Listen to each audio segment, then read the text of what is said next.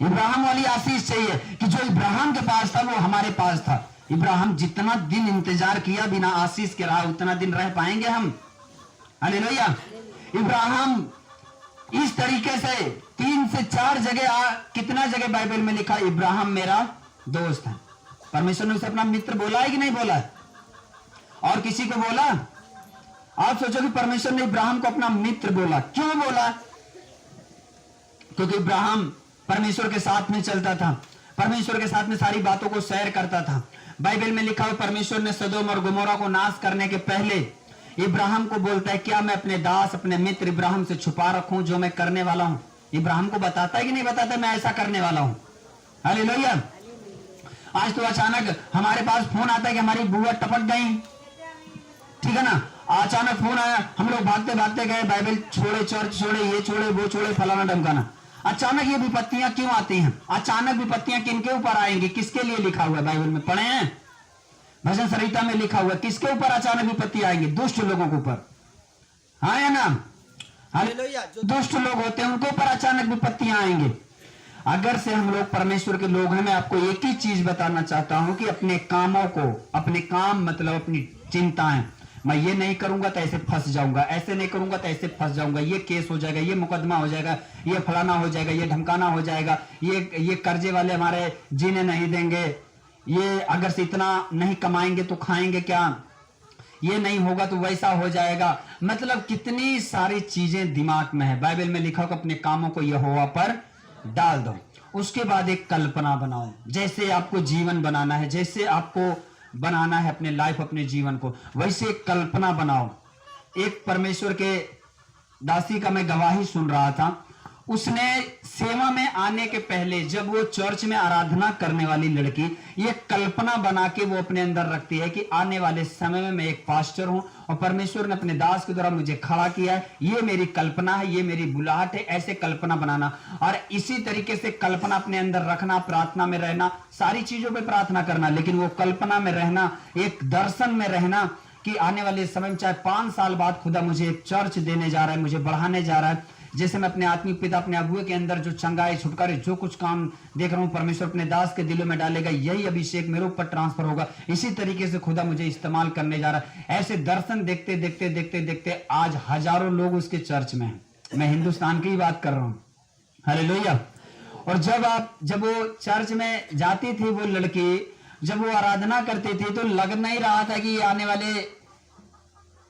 वाले ये 7 साल 6 साल में इस पोजीशन पे आ जाएगी। 2010-12 में शायद वो चर्च में जाती थी, 12-13 में से कुछ, उसके बाद में आज वो कहां पे है। तो बाइबल में लिखा, मैं तेरी कल्पनाओं को क्या कर दूंगा? सिद्ध कर दूंगा। हालेलुया। ओएल नबी की पुस्तक निकालेंगे, ओएल की पुस्तक। देखिए, मैं आपको पवित्र आत्मा के विषय में बताना जरूरी समझता हूं क्योंकि ये मीटिंग जो चल रहा है वो पवित्र आत्मा के ही विषय में है। ओएल नबी की पुस्तक निकालेंगे। 1 मिनट सब जन अपनी आंखों को बंद करो। पिता परमेश्वर, जो वचन हमने सुना है अभी अपने जिंदगी में 100 गुना फल लेके आए, हमारा फल बना रहे, कोई अंधकार की शक्ति इसे चुरा न सके। शाबाला बरा करूला लेना मसा रा खरूरी बिशा बाबा बाला लेना मसुक को रबा। अनुग्रह करें पिता परमेश्वर, क्योंकि अनुग्रह वो हमें देता है जिसके हम लायक नहीं होते हैं। प्रार्थना करते हैं पिता परमेश्वर, जो कुछ आज हमने सुना है, आगे जो कुछ सुने अपने जिंदगी में 100 गुना फल लेके आए, हमारा फल बना रहे, कोई अंधकार की शक्ति से चुरा ना सके। सारी महिमा आपके नाम को देते हैं। प्रार्थना प्रभु यीशु के नाम से मांगते हैं, बोलो आमीन। हालेलुया। कितने लोग पवित्र आत्मा को पाना चाहते हैं? हाथ खड़ा करो जो लोग पवित्र आत्मा पाना चाहते हैं आज ईमानदारी के साथ में। और कौन नहीं पाना चाहता वो हाथ खड़ा करे। किसको नहीं चाहिए पवित्र आत्मा? सबको चाहिए ना? हालेलुया। अगर चाहिए तो देखिए, ओएल नबी की पुस्तक अध्याय 2 का 28 में लिखा हुआ है। अपने अपने बाइबल में देखो, पृष्ठ नंबर 1063, 1063 पृष्ठ नंबर, ओएल नबी की पुस्तक अध्याय 2 वचन नंबर 28।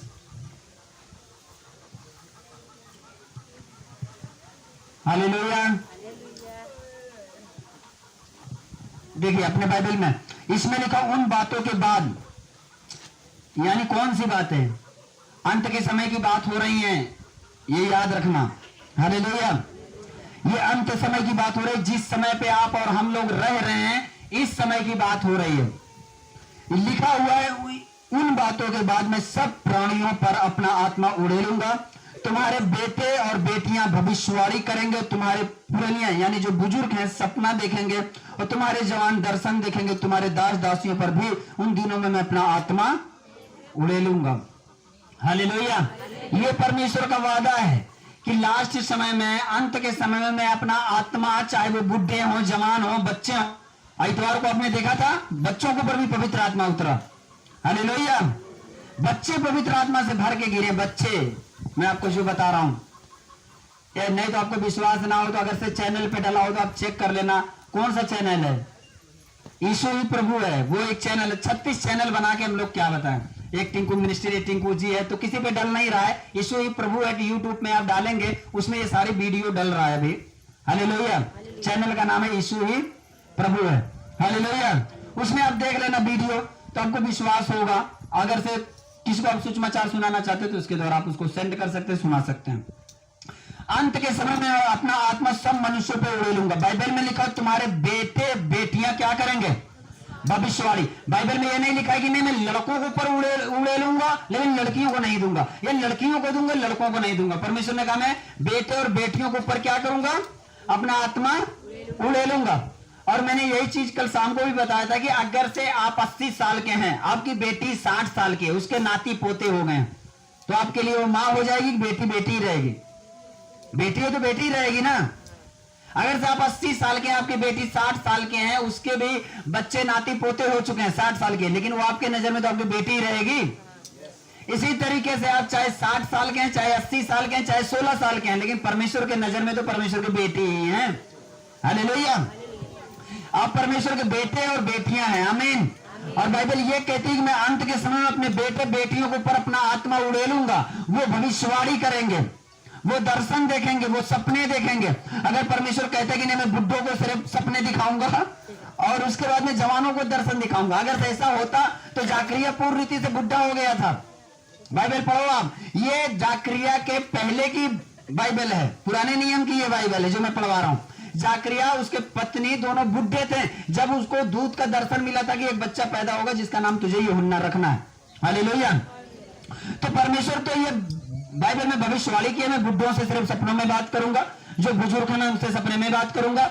लेकिन बाइबल में लिखा हुआ है कि परमेश्वर ने दर्शन दिया, यानी कहीं ना कहीं आप चाहे बुढ़े हैं, चाहे जवान हैं, चाहे जो भी हैं, परमेश्वर के आप बेटे और बेटियां हैं। आमीन। आज ऐसी कल्पना आपको बनाना है कि आप एक चीज रखो अपनी आंखों में, आपके अंदर बीमारियां क्या है, किस चीज से आप छूटना चाहते हो। आप दुष्ट आत्मा से जकड़े हुए आप छूटना चाहते हो, तो आपके दिल में यह चीज होना चाहिए कि आज जैसे ही मेरे सर पे तेल लगेगा, मेरे हाथों पे तेल आएगा, परमेश्वर के दास का हाथ आएगा, आज मैं दुष्ट आत्मा से आजाद हो जाऊंगी 100%। ऐसी कल्पना बनाओ। और पवित्र आत्मा मेरे ऊपर उतरेगा, आज मैं पवित्र आत्मा से भरूंगी, गैर भाषाओं से भरूंगी, ऐसी कल्पना बनाओ। जो गैर भाषा में प्रार्थना करता है वो अपनी उन्नति करता है। अगर आपको अपनी उन्नति चाहिए तो गैर भाषा बोलो। हालेलुया। ऐसी कल्पना आपको बनाना है, और कल्पना के साथ साथ में यह चीज होना चाहिए आज परमेश्वर मेरी शर्मिंदगी को खत्म करे, मैं परमेश्वर की गवाही दूंगा। मैंने इतवार को बोला था कि आपको दूत और यीशु मसीह नजर आएंगे, नजर आए। आप गवाही सुने थे कि नहीं सुने थे? तो अगर से आप गवाही सुन रहे हैं, दूत नजर आ रहे हैं, यीशु मसीह नजर आ रहे हैं, तो आप ऐसी कल्पना बनाओ कि नहीं मुझे भी दूत को देखना है। हालेलुया। मुझे भी गैर भाषा से भरना है। और ये देखो कि मेरे अंदर जो बीमारियां हैं, ये आज लास्ट डेट है, इंतजार नहीं करना है अगले बीफे का। समझ रहे हैं ना? अगले बीफे कुछ और लेना, क्योंकि अगले बीफे में कटोरे के साथ में तेल से आपको प्रार्थना करूंगा और पूरा एक कटोरा तेल आपके सर पे डाल दूंगा। ऐसा करूंगा मैं? नहीं, एक कटोरा होगा, उस कटोरे को मैं सिर्फ आपके ऊपर अभिषेक करता चला जाऊंगा। और बाइबल में लिखा हुआ है कि परमेश्वर का दास दाऊद कहते हैं कि मेरा कटोरा उमड़ रहा है, और उसके बाद उमड़ेगा, आप बढ़ेंगे, आप फलवंत हो जाएंगे यीशु मसीह के सामर्थ्य में। आमीन। ये तीसरी मीटिंग में, और तीसरी मीटिंग में मैंने एक चीज अनाउंस किया है, भेंट। जैसे 1 मिनट में पढ़ देता हूं, नीति वचन अध्याय 18 का 16। इसमें अगर किसी को देखना है देख लीजिए, उसमें लिखा हुआ है नीति वचन अध्याय 18 वचन नंबर 16। इसमें लिखा भेंट मनुष्य के लिए मार्ग खोल देती है और बड़े लोगों के बीच में पहुंचाती। मैंने इसमें अनाउंस किया है जो फरवरी का पहला इतवार, पहला बीफे होगा, यहाँ पे एक बाल्टी होगा, जो कुछ परमेश्वर आपके दिल में डाले आप भेंट डाल देना। और उसके बाद में जब मैं आपके लिए प्रार्थना करूंगा, वो पास्टर जी से अपना पर्चा लेना, अपना नाम गांव लिख के आपको अपना भेंट डालना है। उसके बाद में अपने दिमाग में आपको याद रख, आपको कल्पना बनाना है कि आपकी प्रार्थनाओं का, कौन सी प्रार्थनाओं का उत्तर अब तक नहीं आया नहीं है, ऐसी कल्पनाएं आपको बनाना है अपने दिमाग में। हालेलुया। आप क्या बदलाव चाहते हैं, आप क्या चेंज चाहते हैं, आप क्या चाहते हैं कि ऐसा नहीं ऐसा हो, वो आपको अपने अंदर कल्पना बनाना है कि ये भेंट मनुष्य के लिए मार्ग खोल देती है। यही चीज वचन में लिखा हुआ है ना, 18 के 16 में लिखा, भेंट मनुष्य के लिए मार्ग खोल देती है। तो अगर से भेंट मनुष्य के लिए मार्ग खोल देती है, तो वो भेंट के द्वारा हमारे जिंदगी में ये तो नहीं लिखा है प्रार्थना के द्वारा रास्ते खुलेंगे, उपवास के द्वारा रास्ते खुलेंगे। बाइबल में लिखा भेंट मनुष्य के लिए मार्ग खोल देती है। तो हमें फरवरी में जो पहला इतवार, पहला बिफा होगा, यानी अगले बिफे को, ये 2 दिन में जो इतवार है, ये इतवार को नहीं, अगले इतवार को, यानी फरवरी में अगले इतवार, अगले बिफे को, जैसे आज बिफा अगले बिफे को, उस बिफे से इतवार को यहाँ पे एक हम बाल्टी रख देंगे। जो अपना नाम गांव लिख के जो आप भेंट डालना चाहते हैं, मैंने उसके ऊपर कुछ नहीं बोला है कि इतना, बाइबल में लिखा हुआ है कि जो तुम बोओगे वो तुम काटोगे, ये मेरे ऊपर है। और मैंने ये चीज बोला, एक भी व्यक्ति ऐसा नहीं होगा जो गवाही के साथ वापस